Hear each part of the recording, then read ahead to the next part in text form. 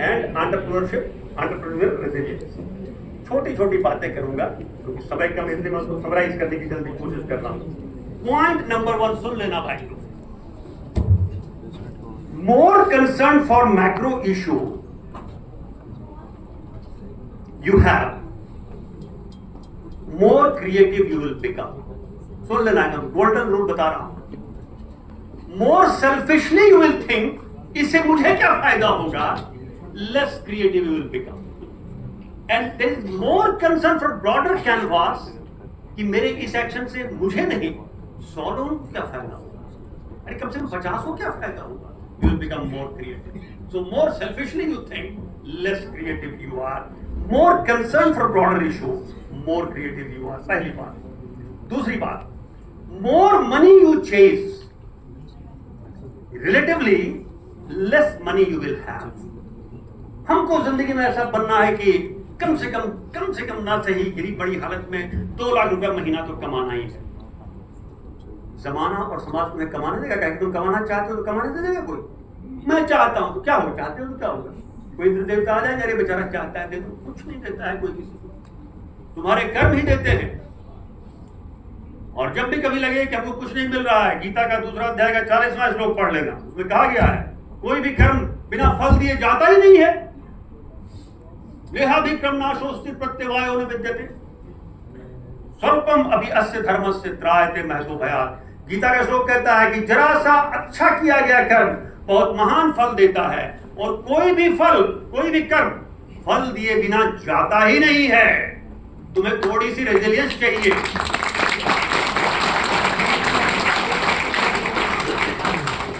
तुम्हें थोड़ी सी प्रतीक्षा चाहिए, और ये तो मैंने अपने लाइफ में एक्सपेरिमेंट किया है। फल मिले ना मिले, एक बास्केट है कर्म का, उसको बास्केट को भरते जाओ, मिलेगा नहीं मिलेगा। मिला तो रब को कहूंगा अच्छा है, शायद मिलना मेरे हक में होता तो दे दिया, और नहीं मिला तो तुझे फिर धन्यवाद दूंगा कि न मिलना ही शायद अच्छा होता इसलिए ना दिया, धन्यवाद।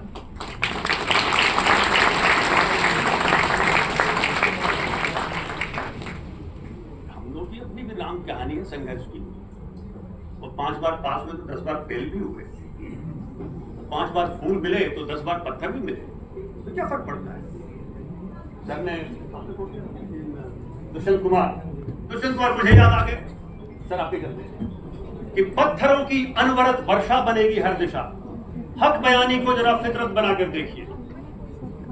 जिंदगी भर आंख होगी कांच की किरचों भरी, बुदलियों में 1-2 सपने सजा कर देखिए।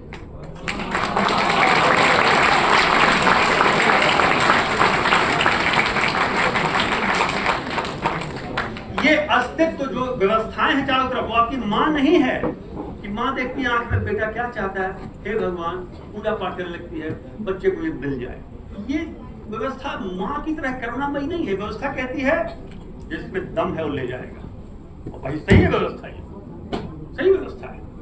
व्यवस्था ये है कि जो करोगे उसको मिलेगा ही। इसीलिए if you chase to gain 2 lakh per month, nobody will give you, and perhaps you will end with 40,000 per month। Formula मैं क्या दे रहा हूं कि more money you chase, relatively less money you will have, and more human needs and environmental needs you can fulfill by identifying gap, more money you will have। दुनिया में जितने लोग धनी हुए हैं, सुनो, कोई एक दिन में एक बैट्समैन ऐसा चमत्कार किया, वर्ल्ड रिकॉर्ड हो गया, सोच लिया था कि सुबह में हो जाएगा, तो गया, उसने फ्लो प्राप्त की, जिसको मिहाली चिकसेंट पे हाली ने फ्लो कहा, फ्लो हुई, हो गया।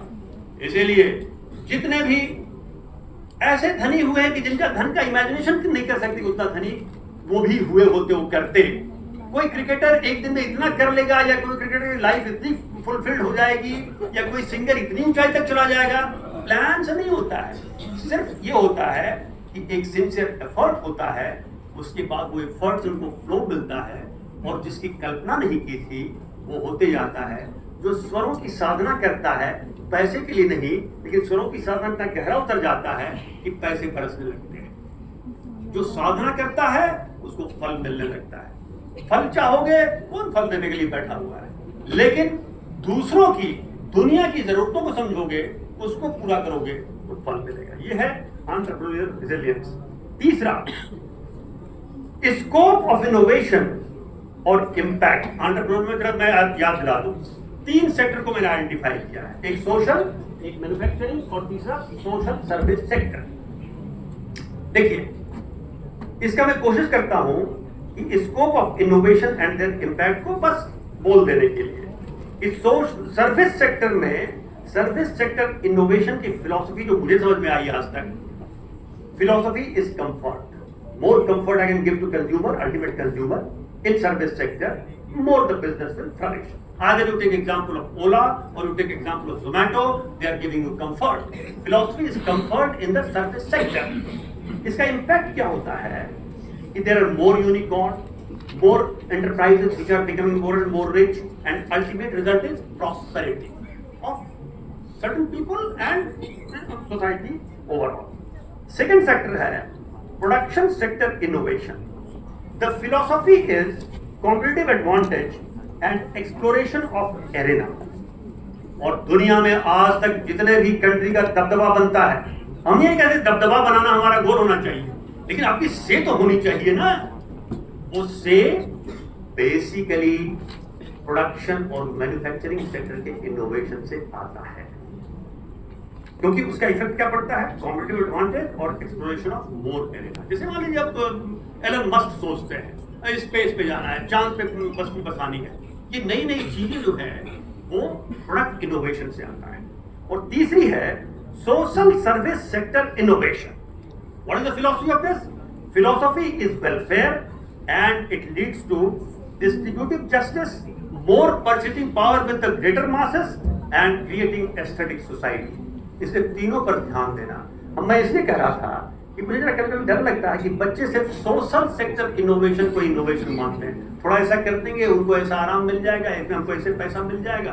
But don't forget manufacturing sector innovation, उससे देश की ताकत बढ़ती है, and social service innovation, social service sector innovation, जिससे सारे समाज की ताकत बढ़ती है, परचेजिंग पावर बढ़ता है, डिस्ट्रीब्यूटिव जस्टिस फुलफिल होता है, और हमारा जो है जो नॉर्मेटिव इकोनॉमिक्स का जो गोल है वो साध्य होता है।